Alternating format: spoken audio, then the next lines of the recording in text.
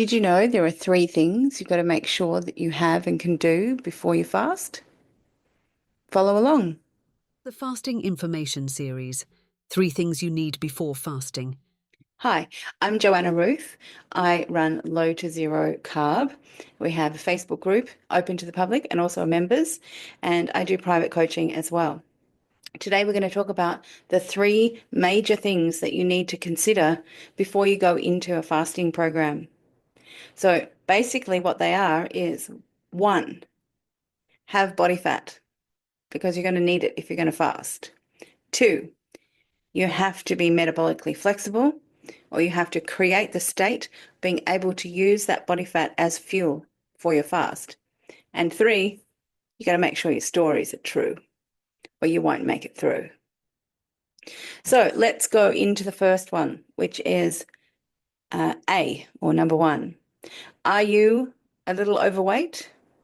Are you a little obese? Then you've got body fat. There are lots of reasons to fast, not just to lose weight, although a lot of people will want to do it for that reason. Doing it for losing weight is probably the hardest part because the reason why you're overweight is either you are metabolically somewhat dysfunctional, not flexible, or you have a story that's been causing you to become overweight. And either way, it makes fasting, which is quite the opposite, really quite difficult. So let's talk about all of those things. Also, if you are a lipedema sufferer, if you have any level of lipedema, whichever stage you may be at, um, most of your fat, depending on how far along you are, much or most of your fat will be trapped inside your lipidemic tissues, inside the fibrotic tissues, unable to be accessed for usage as energy. So that's another issue that comes into fasting. You may have a lot of body weight, but do you have a lot of body fat? And you have to consider that in your process. Let's have a quick look. I'm going to screen share. I've got a few pictures and I'm going to, where is I made my screen so small that I can't find my sharing button. Okay, so let's have a look at the female versions first because, well, I think most of my audience are female. So let me just have a look at that first. So here we have a range of body fat percentages, and the lowest is at 12%. And I think societally we would perceive this person as having either a very, very high level of exercise going on in their daily life, or perhaps they don't have access to enough calories. It can be a preferred body state, and some people keep their fat percentage as low as 12%. I personally think it's probably not the healthiest spot to keep yourself. Coming further up the scale to 15% is probably a healthier spot. Between lower than 12%, you're going to have some hormonal dysfunction likely. But if you're at 15%, you're light enough to be exercising and having a lightweight experience. And also your clothes are going to be true to size, everything's going to be hanging generally well. And if you do have an illness of some kind and you end up not being able to eat for a little while, you've got a few percentage points to come down to. So most people in our society are now sitting up and over about probably 35%. I think when you get to about 30%, our society would consider you a little chubby. But under 30%, around the 25, 20%, I think that's all very normalized now. And over the 35%, well, to be honest, where I live in Australia, up to 40% body fat is becoming quite normalized. I don't think it's particularly healthy, but if you don't have lipedema and you carry your body fat not so much in the middle of your body, then it's not as unhealthy. if you're over and above the 40%, then all of a sudden it's starting to become probably more so around your middle, and you're becoming more and more unhealthy.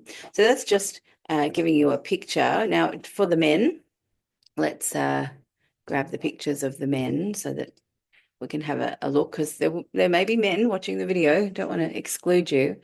Um, the lowest that they have a picture of is 3 to 5%. And obviously we can see that men's bodies can endure. I don't know if you can hear my neighbour's dog barking, but someone's awake for the morning. Um, 3 to 5%, I think, is the lowest that a man's body could endure, but that's much, much lower than what a woman's body can endure without having dysfunction. I think if you're a man and you're sitting at around 11% body fat, you would be considered very, very normal and not doing anything in particular to restrict your body fat or make it lower. Somewhere between 11 and 20% body fat seems quite normal. It's becoming very, very normalized where I live to be up to about 30% body fat for a man. And because men hold it in their middle more than anywhere else in their body, they are becoming more unhealthy than the women who have the same level of body fat, because women's hormonal profile allows them to store it away from their middle. Because women are childbearing, our hormones are protective for us so that we can remain healthy to perpetuate the species, whereas you only need one little sperm and you can make a baby. Whereas a woman has to carry the baby and then breastfeed the baby and nurture the baby for many, many years, many, many years. So that's how our biology seems to be set up.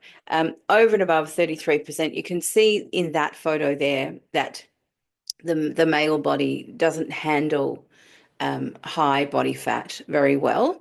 I think a woman's body handles high fat, which is essentially just storage, isn't it?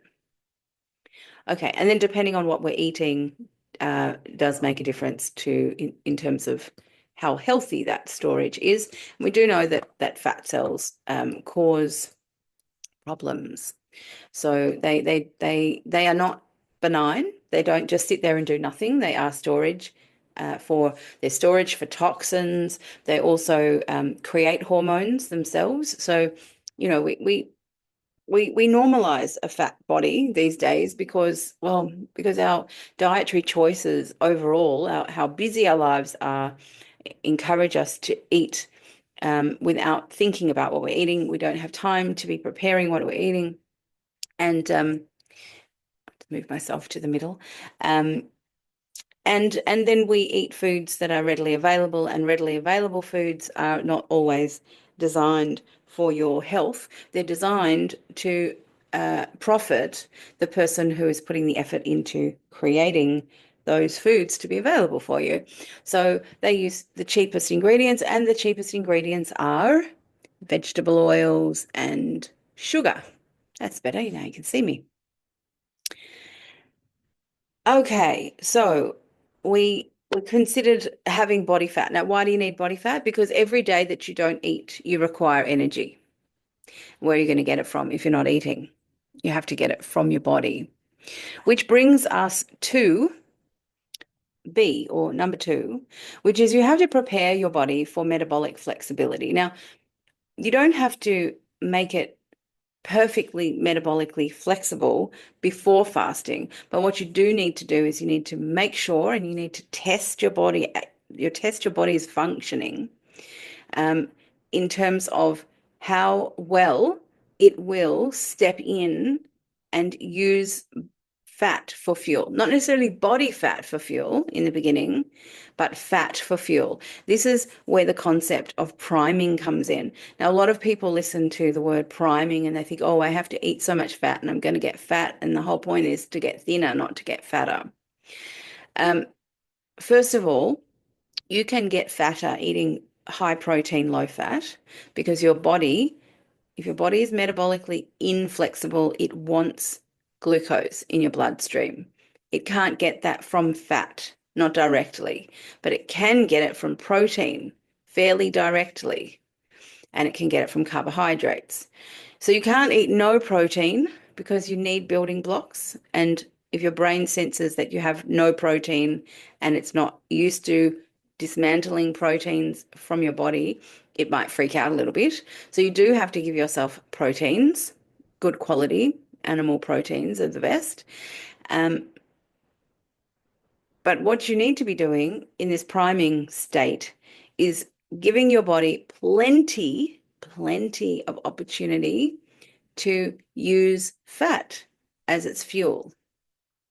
If you restrict fat and your body is still metabolically inflexible, your body is going to use the proteins that you eat for fuel.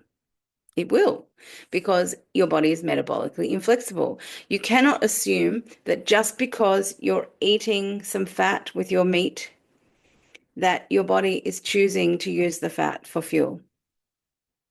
May not be. You may be so metabolically inflexible, your body may be so unaccustomed to using fat as fuel and gearing up those mechanisms that it doesn't even recognize that it has this fuel available to it. So it's a learning process, and you have to teach. You have to become the teacher and the student. So preparing your metabolic flexibility, even just the beginnings of it, is very, very important. And if you haven't done it, it is a surefire way to make fasting either impossible or incredibly uncomfortable. It's incredible.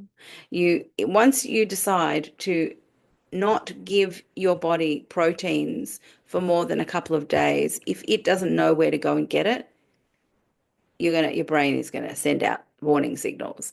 If your body is unaccustomed to using fat for fuel, it will straight away use proteins, and if it doesn't know where to get the proteins, it's going to freak out. So why create a situation where you're going to fail? Yeah, preparation is key. So take the time and learn how to do the priming. You need to understand why you're doing it the way you're doing it. If you do it right, you do it consistently, you won't have to do it for a very long time. You're just teaching your body to do something that it naturally likes to do. It just hasn't done it for a really long time.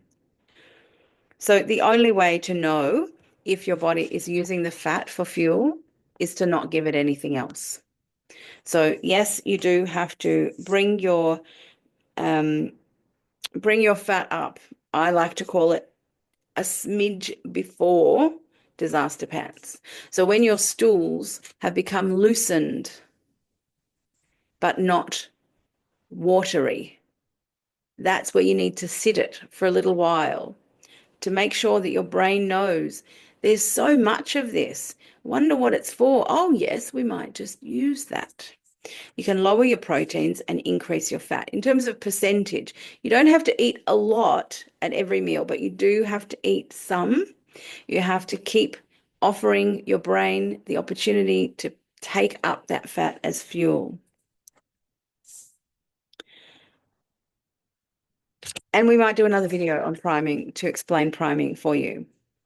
Um, let me check if there's anything else I need to tell you. So the land of plenty is what you're creating, and we may need to do another video about the land of plenty, why priming is to your advantage, and it's not to be seen as a waste of time on your way to get to Z without doing all your ABCs.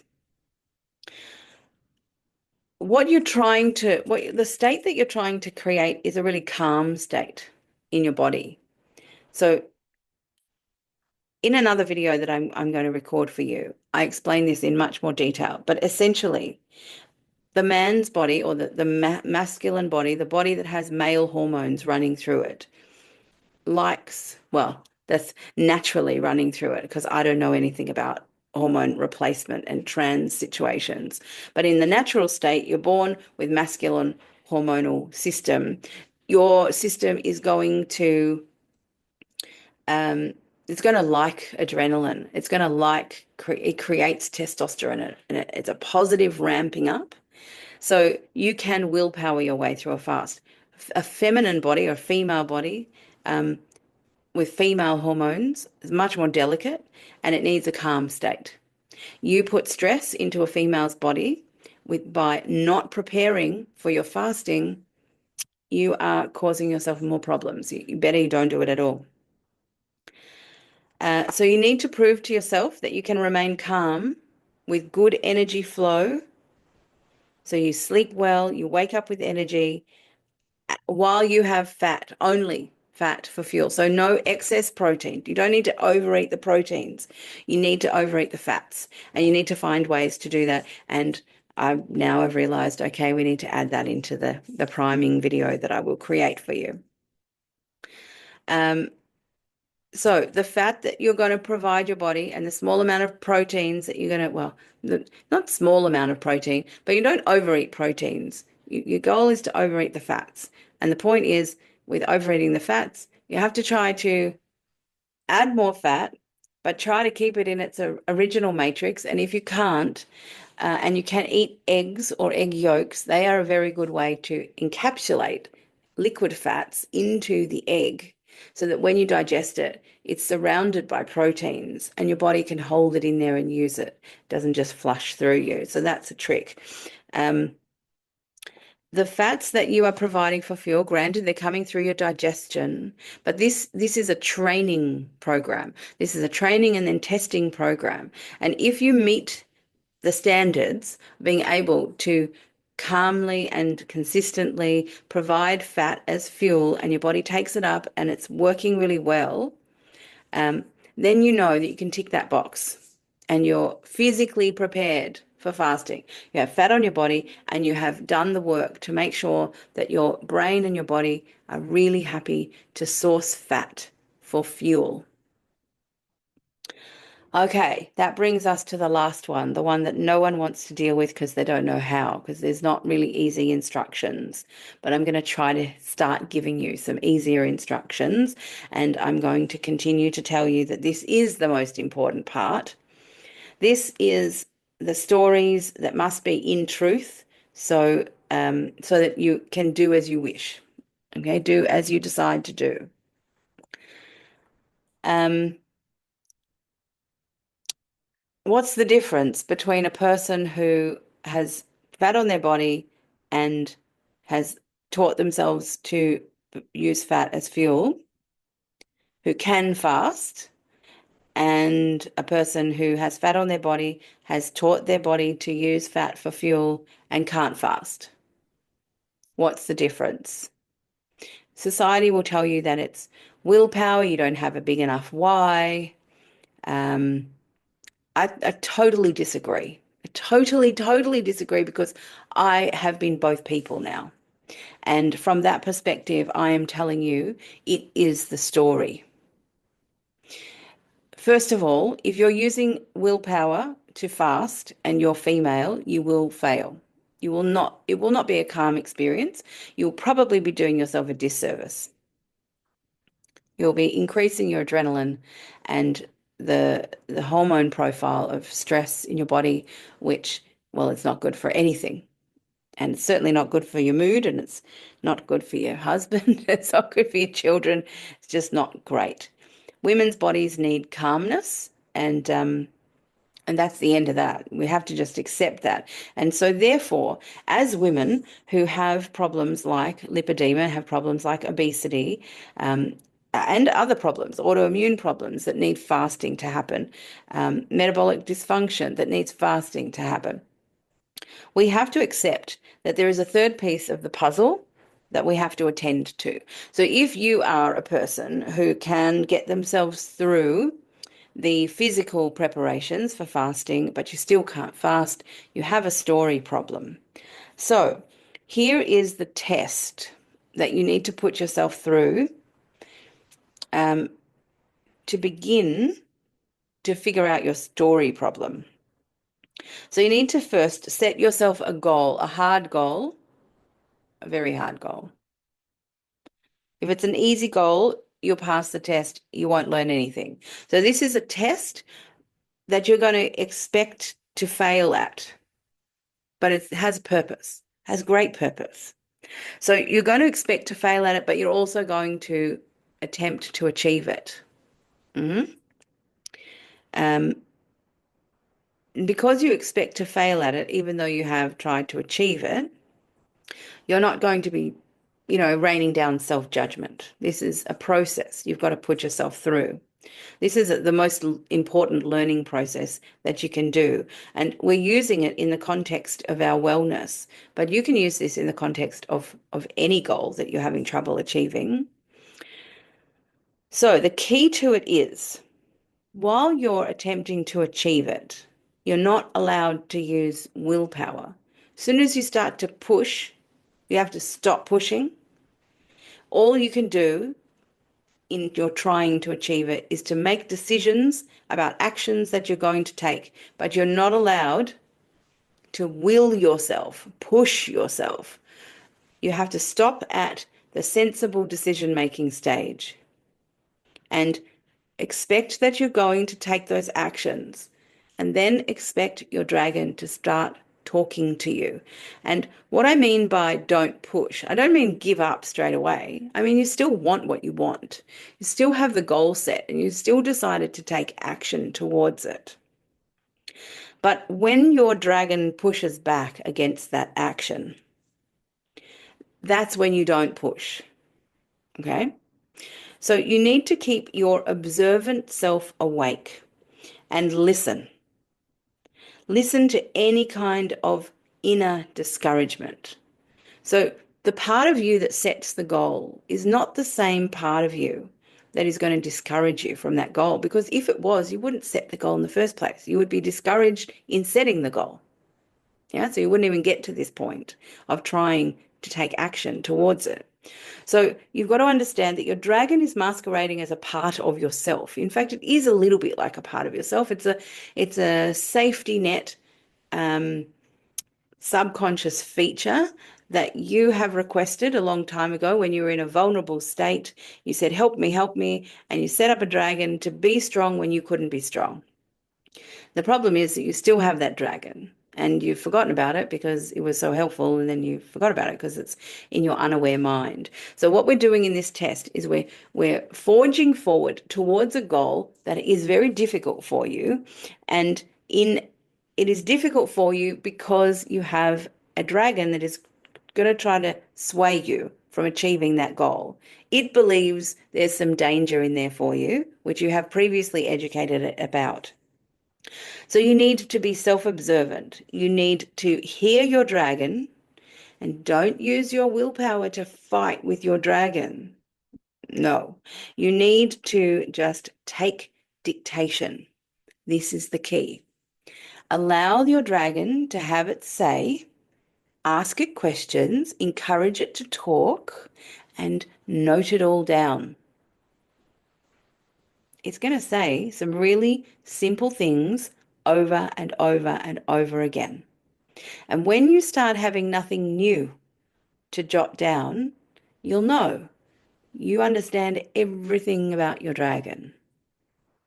So you keep yourself in a non-judgmental, non-fight back state and just taking dictation, because you can't take dictation. You can't listen to your dragon and be fighting back against your dragon all at the same time. So we have to separate the actions. And the first action is to trigger your dragon with a goal that has been traditionally very hard for you to achieve. You make decisions, but you don't push. You take actions, but you don't fight back against your dragon, and you listen to it and you note it down. You be a really good secretary. So the point is not to push past your dragon, try to shove it out of the way, and I've won. I'm a winner of the goal, right? You've reached your goal. Yay, yay, me. That's not it. Not in this test. That's using willpower. That's striving because of your ego. And that won't help you understand the big picture of your dragon. So the goal is not really to achieve the goal. That's why I say you've got to expect that you won't achieve the goal. The goal truly is, the secret goal truly is to learn the strategy of your dragon, to learn what your dragon understands as its story, that's what it's holding true, and what it's bringing to you when you start to want to live outside of the boundaries that you told it to keep you inside of. And so this is what you need to become aware of. So, in doing that test is excellent preparation for the next stage where you can actually analyze the story and think about what yesterday's truth was for you and where that occurred in your life and realize, oh, that was fair enough. I did need help. Gee, that was a really tough time for me. So you be grateful that your dragon stepped up and did help you through so you didn't crumble in life. And you then say, well, I appreciate the past, and but I now have a new truth. That truth is actually not true anymore because I've grown up and I'm wiser, I'm older, and I've had lots of experiences. I've done lots of learning, and here's the new truth that I'd really like you, when you're talking to your dragon, I'd really like you to take that on for me. And your dragon will be obliging if you can get yourself into conversation with the dragon. If you can't do that part yourself, but you've done the test and you have some insights, you don't quite get to your aha moment, please enlist some help.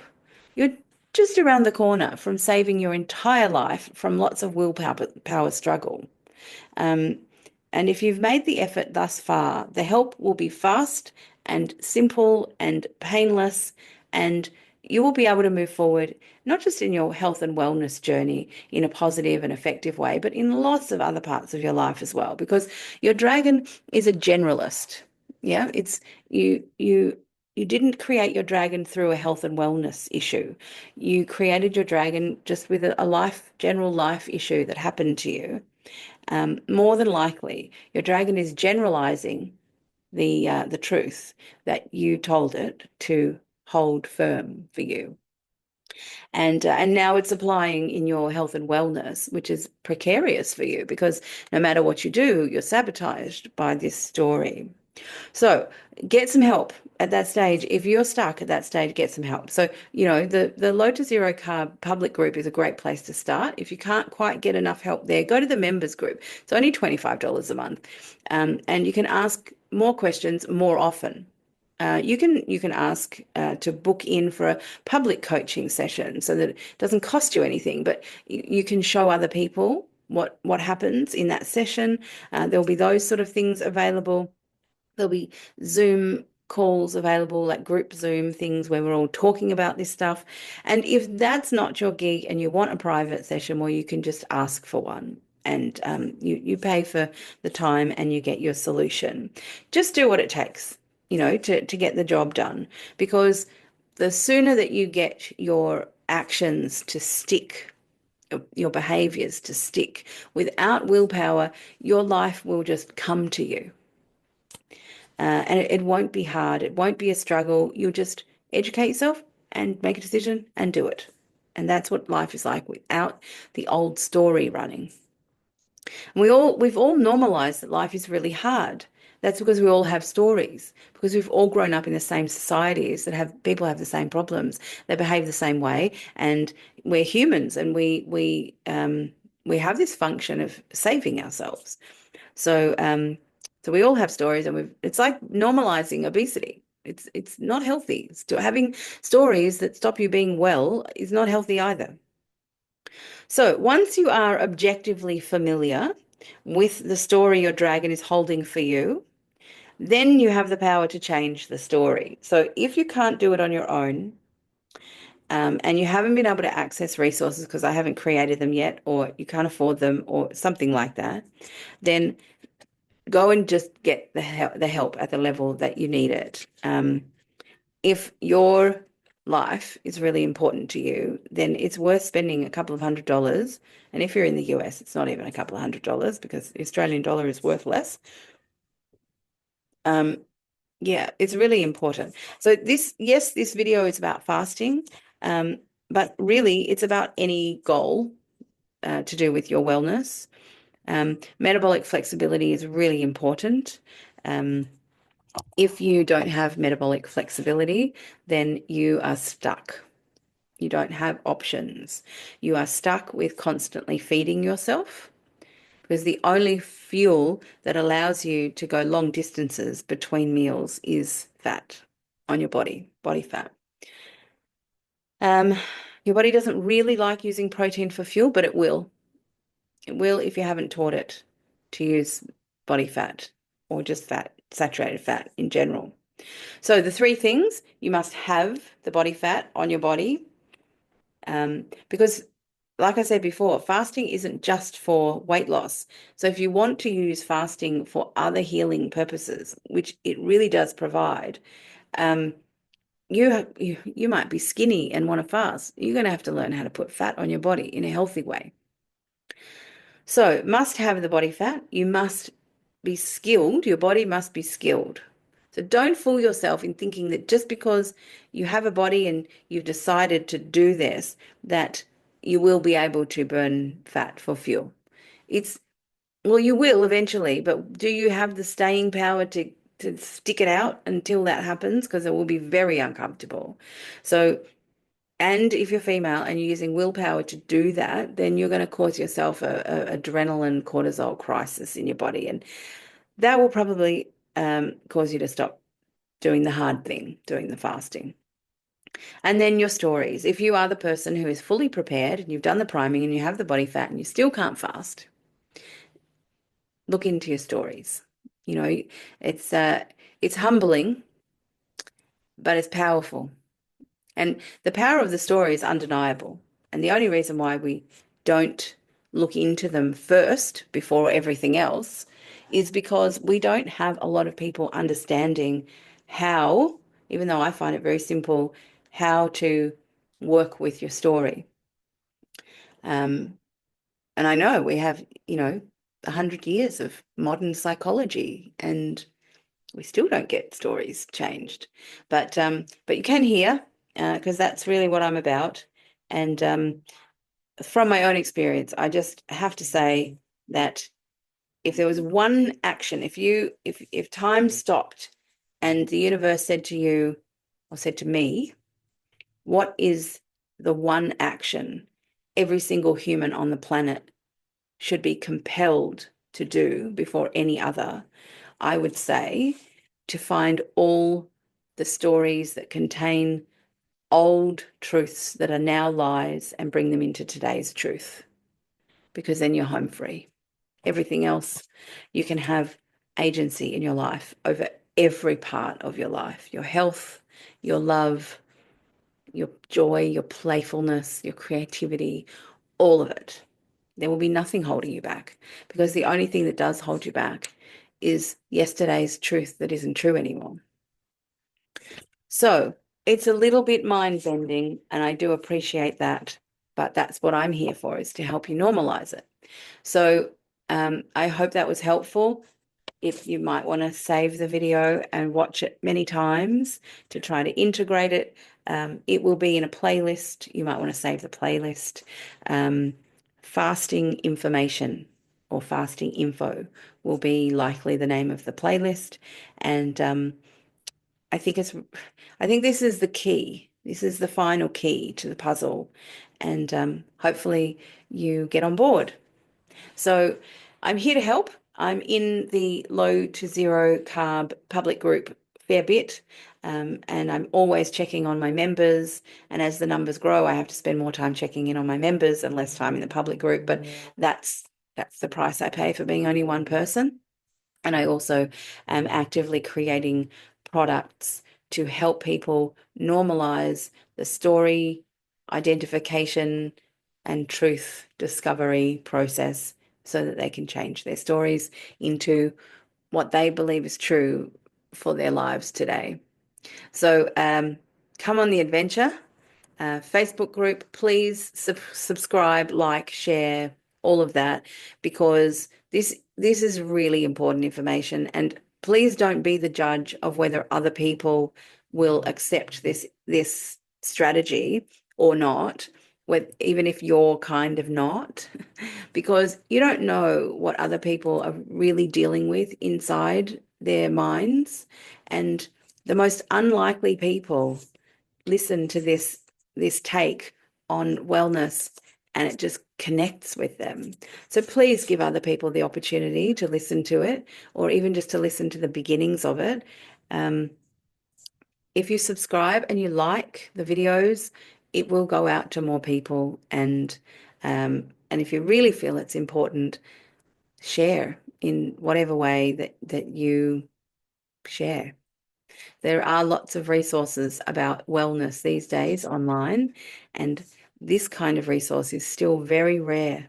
So get the word out, be a little bit of a missionary. Anyway, I'll see you again soon. I hope you enjoyed the video, and I'll see you in the next one. Bye-bye. Here's a playlist for the entire series. Please like and subscribe. It helps more than you know. See you in the next video.